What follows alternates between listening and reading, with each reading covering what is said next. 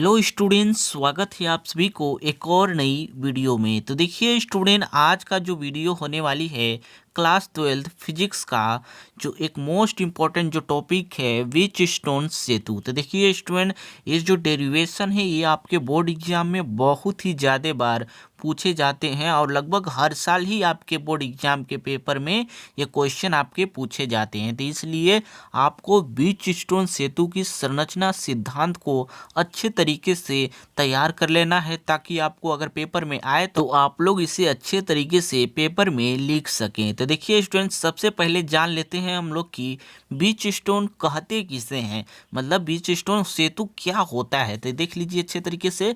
सबसे पहले यहाँ पर देखिए कि इंग्लैंड के वैज्ञानिक प्रोफेसर बीच स्टोन ने प्रतिरोधों की एक ऐसी व्यवस्था का आविष्कार किया जिसके द्वारा किसी चालक के प्रतिरोधों को आसानी से ज्ञात किया जा सकता है।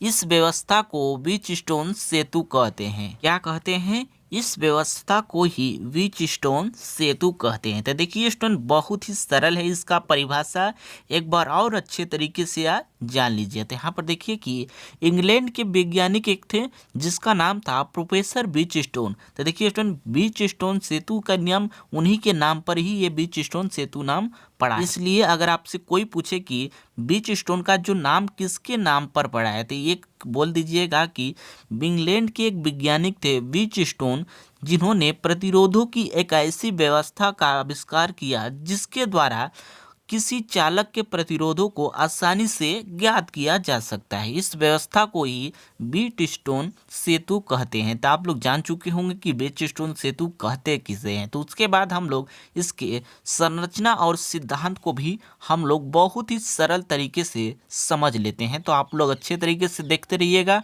आपको 100% समझ में आ जाएगा। तो आगे आप लोग देखते रहिए।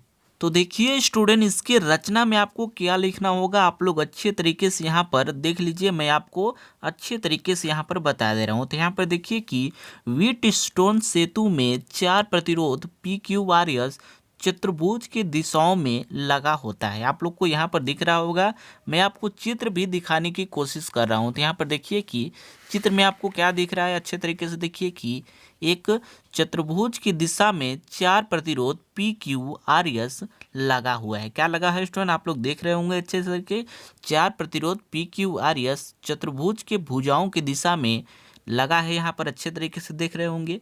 तथा बिंदु ए व सी के बीच एक सेल को कुंजी K1 के द्वारा जुड़ा होता है। क्या होता है स्टूडेंट, जो मैं लिखा हूँ इस रचना में वही आपको चित्र में दिखाने की कोशिश कर रहा हूँ। तो यहाँ पर देख लीजिए अच्छे तरीके से। यहाँ पर क्या है स्टूडेंट, यहाँ पर देखिए कि बिंदु ए व सी के बीच में एक सेल, यहाँ पर देख रहे होंगे आप लोग अच्छे तरीके से, एक सेल को कुंजी K1 के द्वारा जुड़ा हुआ है।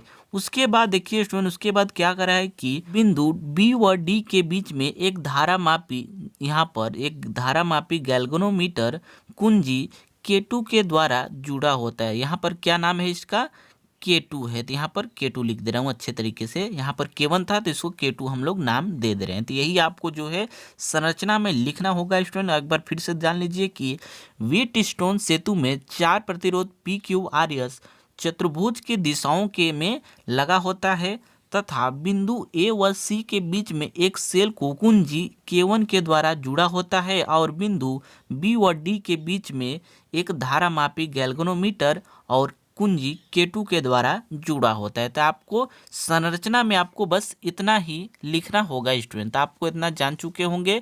अगर आप लोग इसका संरचना का जो है स्क्रीनशॉट लेना चाहते हैं तो ले लीजिए, क्योंकि ये भी आपको अच्छे तरीके से लिखेंगे तभी आपको 5 नंबर मिलेंगे स्टूडेंट। तो उसके बाद हम लोग देख लेते हैं स्टूडेंट अच्छे तरीके से इसके सिद्धांत को। तो देखिए स्टूडेंट, आपको सिद्धांत में क्या लिखना पड़ेगा, आप लोग अच्छे तरीके से इसे देख लीजिए। यहाँ पर अच्छे तरीके से देखिए कि यहाँ पर सिद्धांत में क्या लिखेंगे स्टूडेंट, आप लोग देखिए कि किरचॉफ के द्वितीय नियम से, आपको किरचॉफ का नियम पता होगा स्टूडेंट, मैंने आपको वीडियो बना दिया है, अगर आप लोग नहीं देखे हैं तो वहाँ पर जाकर देख सकते हैं स्टूडेंट। किरचॉफ के द्वितीय नियम से इसमें नियम लगाएंगे। तो यहाँ पर लिखेंगे बंद पास ABDA में क्या करा है स्टूडेंट की, यहाँ पर अच्छे तरीके से देखिए कि बंद पास AB डी ए में। तो आपको दिख रहा होगा बंद पास ए बी डी ए के। तो यहाँ पर देखिए कि यहाँ पर हम लोग को किरचॉफ के द्वितीय नियम से चलना है। तो यहाँ पर देखिए कि यहाँ पर I1 धारा क्या है, I1 है, धारा की दिशा में चल रहे हैं तो हम लोग को प्लस लेंगे। अगर वही धारा के विपरीत दिशा में चलेंगे तो हम लोग माइनस लेते हैं। यही जो है आपको किरचॉफ के द्वितीय नियम को भी मैंने बताया था। तो यही नियम को आप लोग को अपनाना है। तो यहाँ पर I1 P क्या है, हम लोग का प्रतिरोध P है। उसके बाद यहाँ पर देखिए कि यहाँ पर आएंगे तो उसके बाद ये जो है धारा के विपरीत दिशा में हो जा रहा है, क्योंकि धारा इधर से आ रही है लेकिन हम लोग जो है इधर से जा रहे हैं। तो ये हम लोग को माइनस में लेना पड़ेगा। तो यहाँ पर माइनस क्या करेंगे, I2 लिखेंगे और प्रतिरोध क्या है, R है। तो यहाँ पर R लिख देंगे, इक्वल टू क्या करेंगे, 0 लगा देंगे। तो इतना आपको समझ में आ गया होगा। उसके बाद देखिए स्टूडेंट यहाँ पर I1 और क्या है हम लोग का I1 P माइनस है, तो इसको हम लोग अगर उस पार भेजेंगे तो प्लस हो जाएगा। तो यहाँ पर इक्वल टू I2 और R हो जाएगा। तो इतना आपको समझ में आ गया होगा। इसे हम लोग समीकरण नंबर 1 मान ले रहे हैं। क्या मान लेंगे स्टूडेंट, समीकरण नंबर 1 मान लेंगे। उसी प्रकार यहाँ पर बंद पास, यहाँ पर देखिए कि BCD में क्या करा है कि बंद पास BCDB में। तो देख लीजिए अच्छे तरीके से, इसे भी मैं आपको अच्छे तरीके से बताने की कोशिश करूंगा। तो यहाँ पर देखिए कि देख लीजिए अच्छे तरीके से, इसे भी मैं आपको अच्छे तरीके से बताने की कोशिश करूंगा। तो यहाँ पर देखिए कि बंद पास क्या कर रहा है कि BCDB में। तो यहाँ पर देखिए इधर से चलेंगे हम लोग, यहाँ पर धारा के दिशा में है तो इसे हम लोग प्लस में लेंगे। तो यहाँ पर क्या लिखेंगे स्टूडेंट, अच्छे तरीके से देखिए कि I1 Q, क्योंकि यहाँ पर Q है और यहाँ पर प्लस है क्योंकि धारा के दिशा में जा रहे हैं। तो उसके बाद यहाँ पर देखिए ये हम लोग का यहाँ पर धारा के विपरीत दिशा में हो जाएंगे तो यहाँ पर माइनस लग जाएगा। वही बस आपको कोई नहीं करना है स्टूडेंट, बस मैं जैसे बता रहा हूँ उसी तरह से 2-4 बार अगर आप लोग प्रैक्टिस भी कर लेंगे तो आपको आसानी से ये आ जाएगा। तो यहाँ पर देख लीजिए अच्छे तरीके से, ये हम लोग का धारा के दिशा में था तो इसे हम लोग प्लस में लिए और हम लोग का ये माइनस है ले रहे हैं क्योंकि ये धारा के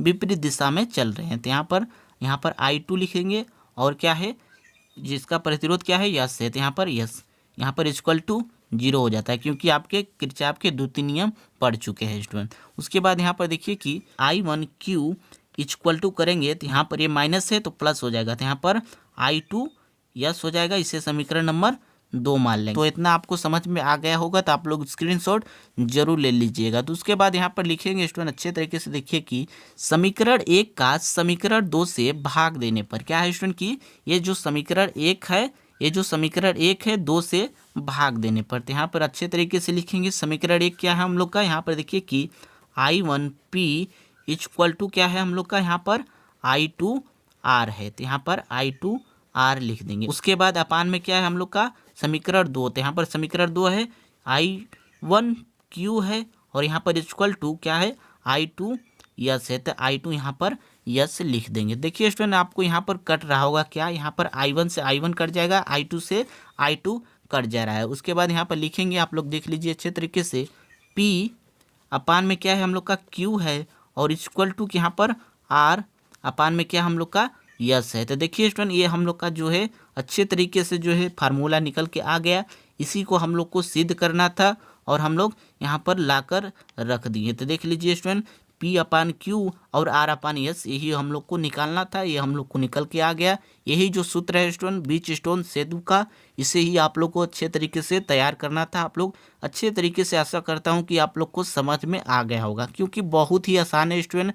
आप लोग को दिख रहा होगा कि हम लोग यहाँ पर किरचॉफ के द्वितीय नियम से नियम लगाए हैं और उसके बाद बंद पास 1 से हम लोग यहाँ पर समीकरण 1 को लिए और बंद पास 2 से हम लोग समीकरण नंबर 2 को लिए हैं और इसको समीकरण 1 व 2 से भाग कर हम लोग यहाँ पर इसके सूत्र को निकाल लिए। तो देख लीजिए अच्छे तरीके से स्टूडेंट, इसलिए मैं आपको बता रहा हूँ क्योंकि ये पेपर में बहुत ही बार पूछे जा चुके हैं स्टूडेंट। तो ठीक है स्टूडेंट, अगर आपको ये जो है डेरिवेशन अच्छे तरीके से समझ में आ गया है तो आप लोग इसका स्क्रीनशॉट जरूर ले लीजिएगा।